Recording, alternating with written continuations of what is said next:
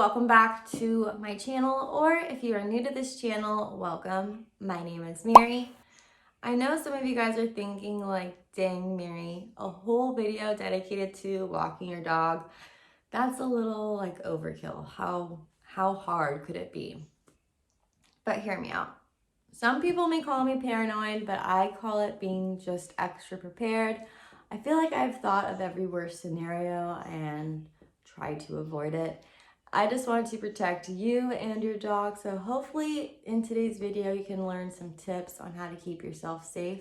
I also do want to talk about like proper dog leash etiquette, proper like equipment to put on your dog, and what I carry in my bag for my dog and for myself.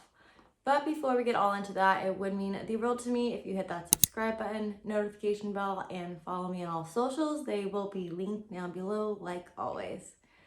So this never happened to me before with Capitan, but it happens to me often with my little Boston Terrier, Ruka, where people want to do a leash to leash meetup, which is basically like, let's say I'm walking my dog, you're walking your dog, and they want them to say hi.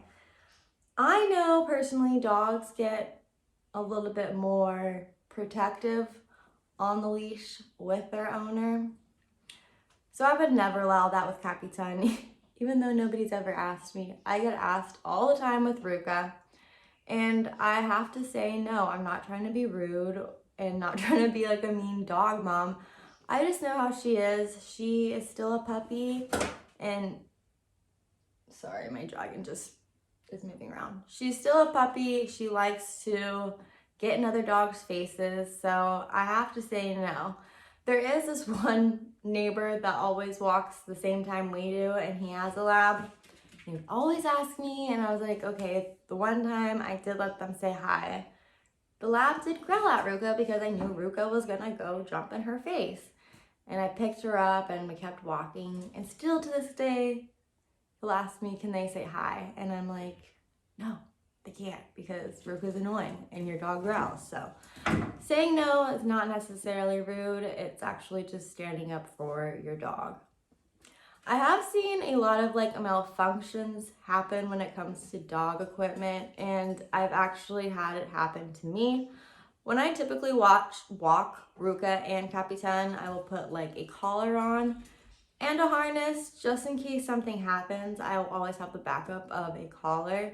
But let me tell you like a malfunction that happened to me. As you can see, he has this nice harness. You've probably seen him wear it a bunch of times on here. But it's actually malfunctioned on us because although it looks like a very sturdy, nice harness, one time this thing just like completely came off and he was free. So that was a malfunction. So I never really use this. I do put it on him. I use it more just for like a reflector, and I can kind of hold him back if I needed to, but this is just more for looks. Trust like collars that have buckles like these, because I have seen these type of buckles. Like if you're pulling on your dog, this collar could like unclip very easily. So I typically like to use super sturdy, reliable leather ones like this.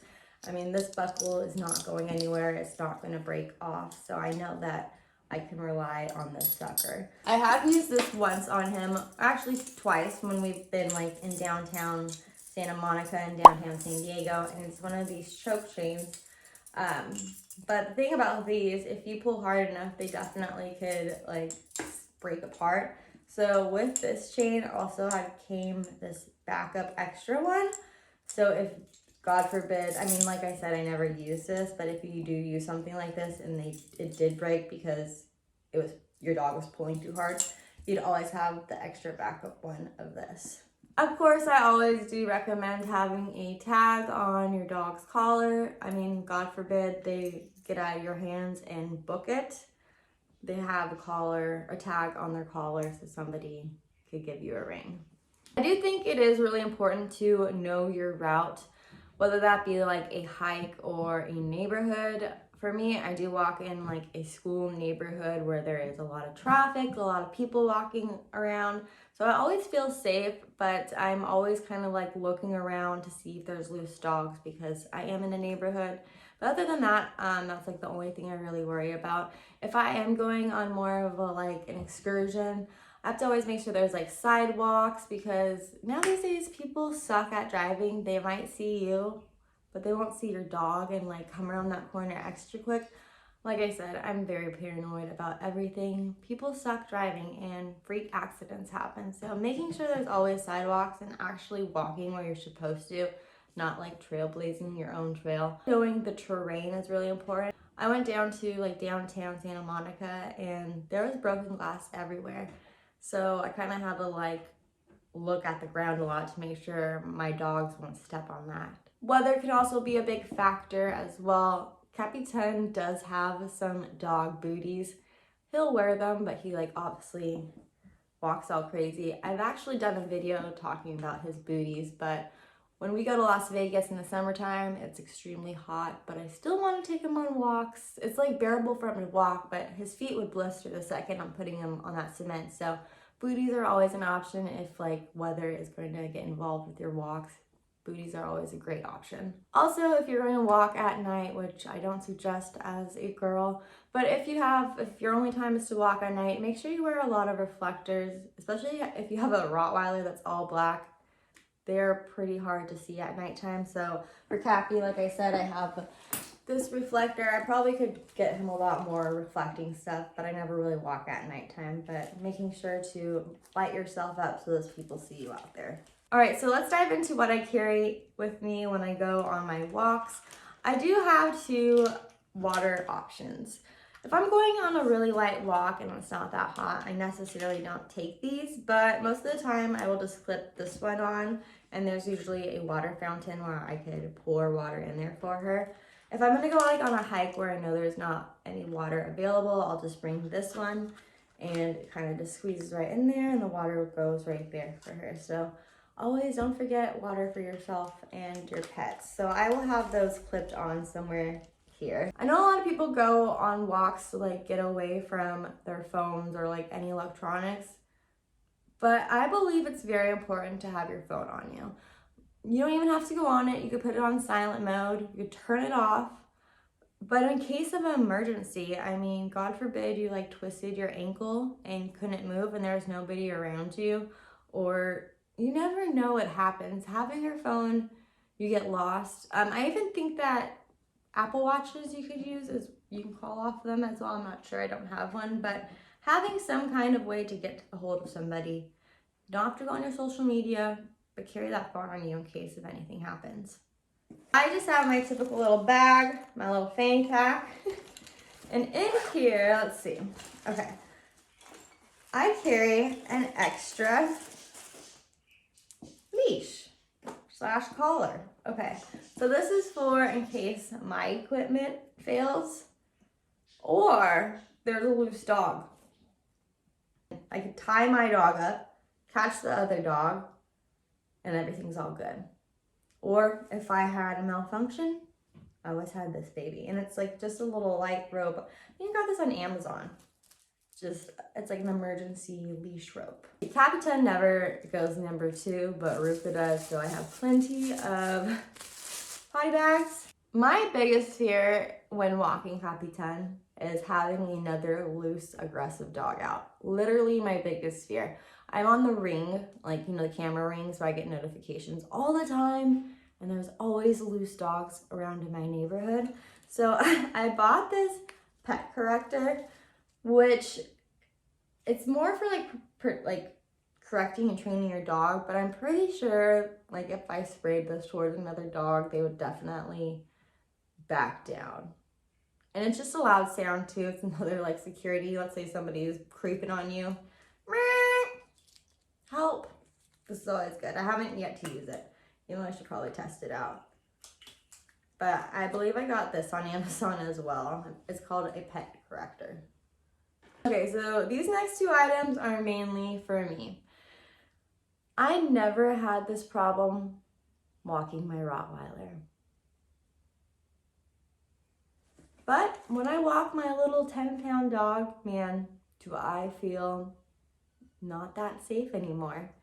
And I've actually had some incidences where I've had cars follow me. And it sucks that we live in a world like this where, like, if you're a guy, hear me out. No girl is gonna, like, think that's cute when you're driving, literally staring at them when they're walking. It's literally the most uncomfortable thing for a girl. And you know what? I usually say I try to look like a hobo, as like most unattractive as possible, which I typically always do when I go on walks. But why the heck do I can't wear shorts just because I'm afraid of a man? But yeah, I've had a truck follow me, and I wasn't being paranoid about it, you guys. He really was following me when I was walking Rica, and I thought to myself, would this happen to me if I had Capitan? So, your girl don't mess around anymore. I have my mace, and I also have the stabber. If we could like hold a weapon in California, you know I'd be concealing a weapon. But since we can't, I got mace. And I do like to listen to podcasts and music, but I usually only do one bud in one ear. That way I'm still like aware of my surroundings if I can hear anybody coming up behind me. But yeah, that was actually a really scary situation. I wasn't scared. I was more mad that this happened to me, and I totally saw the car stop in a bunch of different spots where I should be walking past this truck.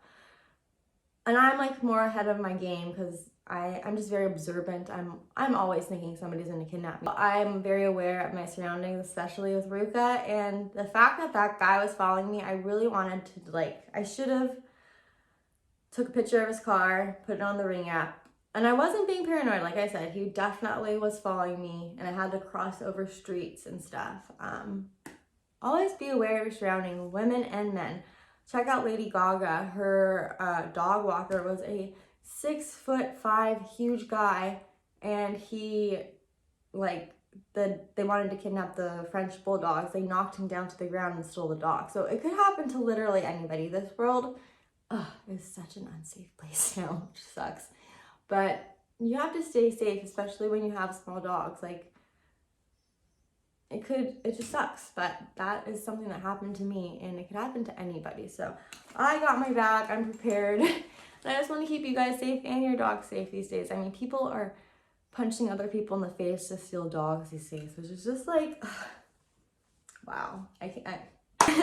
Hopefully I didn't sound too much of a crazy mom, but I just want to keep you guys safe and listen to some scenarios that have happened to me in the past. But like always, if you did enjoy this video, don't forget to hit that thumbs up. Follow me if you are not subscribed. Follow me on all socials. They will be linked down below. Keep you and your pets safe. Heck, even when I'm going to walk Capitan, I'm still going to be carrying this bag because you just don't know these days. But until the next time, you guys, I will see you